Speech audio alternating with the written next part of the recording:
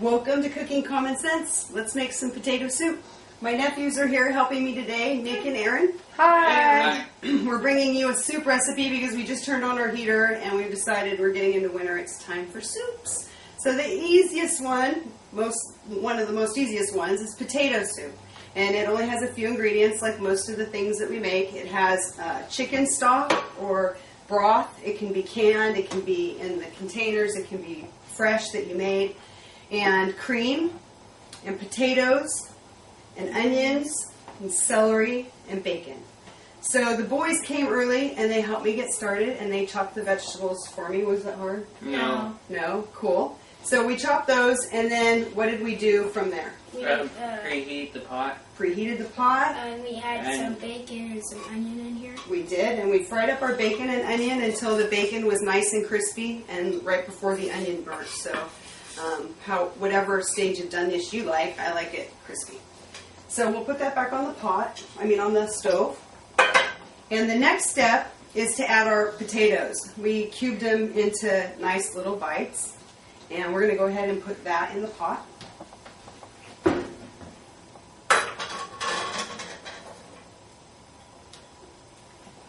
Perfect. And then we're going to put our chicken broth in, and let's finish that can because I started it yesterday. Don't want to waste. And the thing about the recipe is you notice that I didn't give you any amounts. Well, the bacon I used about 1/2 pound, and the onion we used a whole onion. You can use as many potatoes as you like. I probably used about 4 to 6 cups, but the trick is to put in enough broth that you're just covering the potatoes.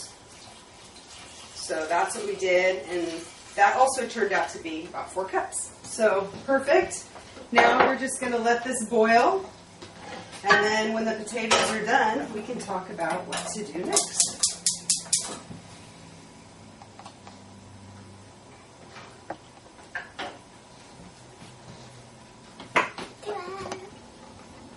Hello, we're back with potato soup. Our potatoes have been boiling for about 45 minutes and they're nice and soft, and we squished them up a little to make them a little less chunky.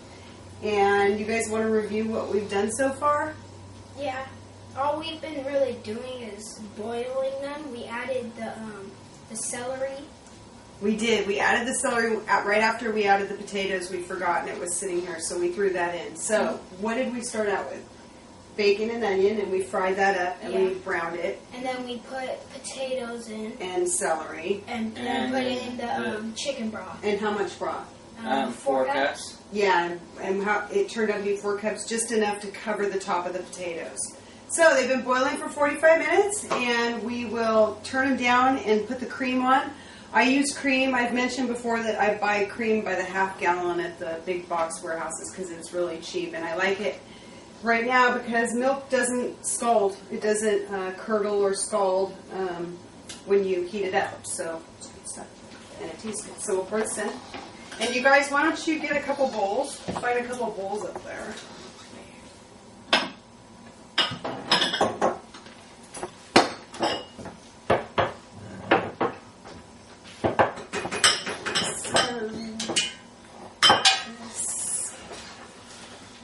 This will actually, should probably let it boil for a couple extra minutes, but we're not going to, so we get to show you what it looks like.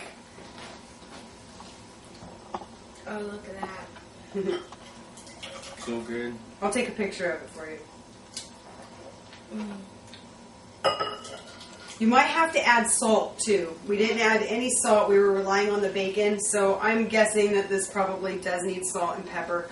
Also, it's good the next day. Send it to school with your kids for lunch or with yourself. Make clam chowder. Yeah, and we were talking earlier that it's great clam chowder if you just throw a bunch of clams in. I like the bacon. Potatoes. Yeah, or you don't have to. I mean, this is a nice consistency for clam chowder. So you can use just the clams and not bacon and have straight clam chowder. But it's a nice variation from potato soup.